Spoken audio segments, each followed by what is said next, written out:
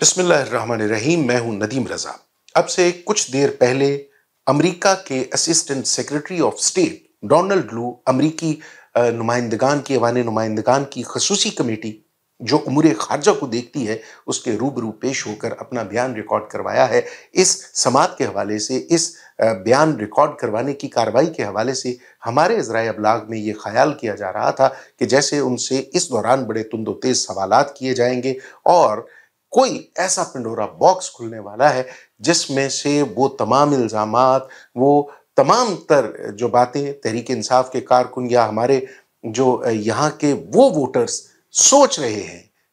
जो उनके तसव्वुरात में है कि धांधली के हवाले से कोई बड़ा ब्रेक थ्रू होने वाला है, कोई बहुत बड़ी बातें सामने आने वाली हैं, जिससे आलमी जो ज़राए अबलाग हैं वो उन्हें शाह सुर्खियों के तौर पे पेश करेंगे। शाह सुर्खियाँ तो खैर अब भी होंगी, लेकिन वो सब बरामद नहीं हो सका जो हमारे तहरीक इंसाफ के दोस्तों के तसव्वुरात में, ज़हनों में था।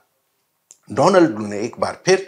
ये तरदीद की है कि पाकिस्तान में तहरीक इंसाफ की हुकूमत गिराने में अमेरिका, ये डोनाल्ड लू या किसी भी और अमेरिकी किरदार का कोई हाथ था। ये सिरे से ही उन्होंने रद्द कर दिया है साइफर वाला मामला कि ऐसी लग़वियात में कोई वज़न नहीं है, ये महज इल्ज़ामात हैं, ये डोनाल्ड लू का कहना था। इससे पहले भी वो इस हवाले से वाज़ेह मौक़िफ़ रखते हैं, सो उसी मौक़िफ़ को उन्होंने आज दोहराया है।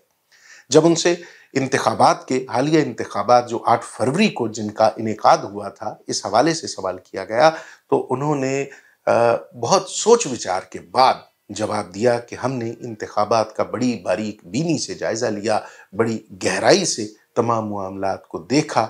उसके बाद इस नतीजे पर पहुंचे हैं कि इन इंतखाबात से पहले बहुत सी सियासी कुव्वतों को, सियासी रहनुमाओं को इंतखाबी मुहिम चलाने की इजाज़त नहीं थी।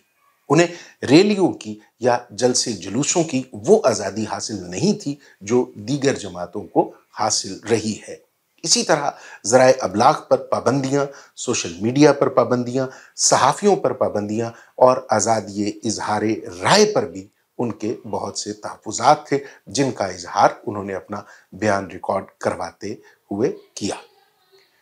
खैर,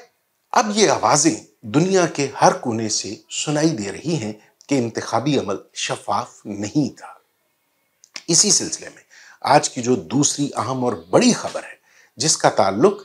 इसी मौजू से है, वो इमरान खान का सुप्रीम कोर्ट के दरवाजे पर दस्तक देना है। उन्होंने हामिद खान के ज़रिए इस्तदा की है सुप्रीम कोर्ट से कि जो मौजूदा जजेस हैं, इस वक्त जो सुप्रीम कोर्ट में मौजूद जजेस हैं, उनमें से ऐसे जजेस पर मुश्तमिल एक कमीशन बनाया जाए जिनके फैसलों में तासुब ना हो, जो इंसाफ के तराजू को पूरा तोलते हों,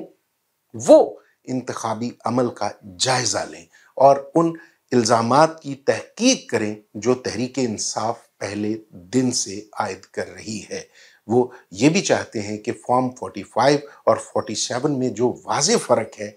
उसको भी जांचा जाए और जिस तरह से लोगों ने अपना वोट कास्ट किया है, जिसके हक में अवाम ने फैसला किया है, इक़्तिदार उस कुव्वत को सौंप दिया जाए, खा वो तहरीक इंसाफ हो, पीपल्स पार्टी हो या फिर नवाज लीग हो।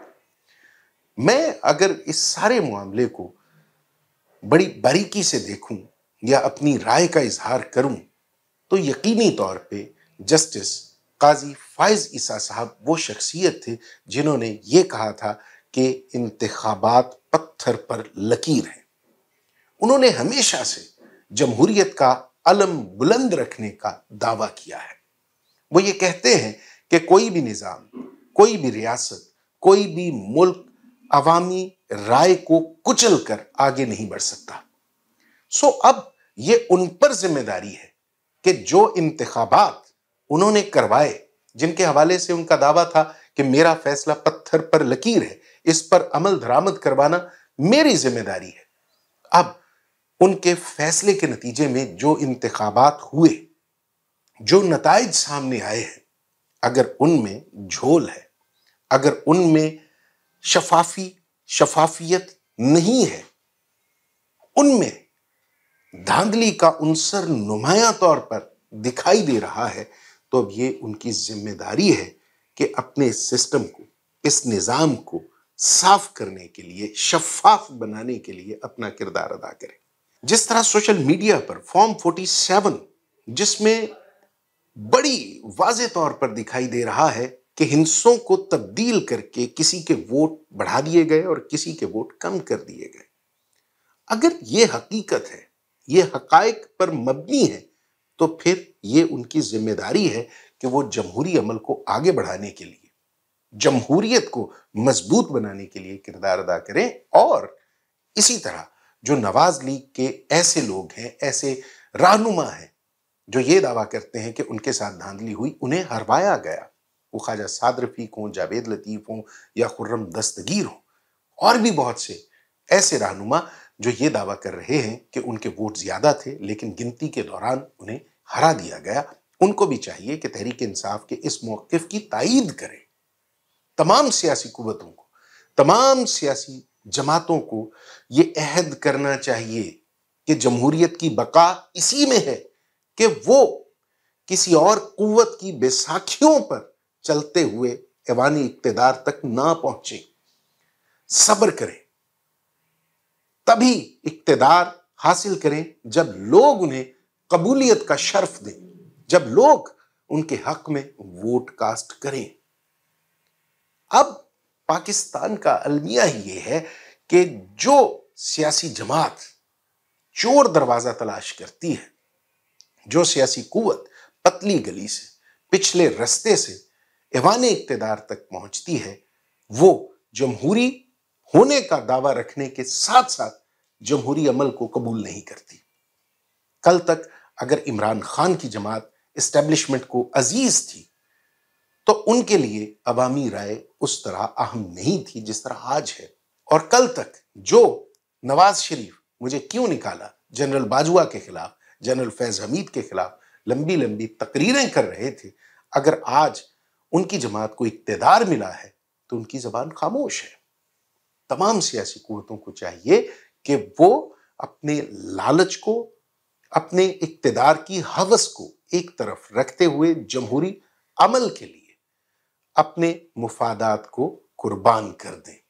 ایک بار اس ریاست میں جمہوریت مضبوط ہو گئی تو پھر یہ ملک ترقی کرے گا۔ یاد رکھیے، عوامی رائے کو کچل کر، آزادی اظہار رائے کو ختم کر کے، تمام کر کے، پابند کر کے دنیا کی کوئی ریاست آگے نہیں بڑھ سکتی۔ اقتدار اسی کا حق ہے جسے عوام تفویض کرے۔ اللہ تعالیٰ سے استدعا ہے، دعا ہے کہ آنے والے دنوں میں وہ ریاست پاکستان، پاکستان کے عوام کے لیے بہتر مستقبل کو تعبیر کرے۔ اللہ تعالیٰ اس عوام پر، اس ریاست پر اپنی نعمتوں، برکتوں، رحمتوں کا نزول رکھے۔ اجازت دیجیے، خدا حافظ۔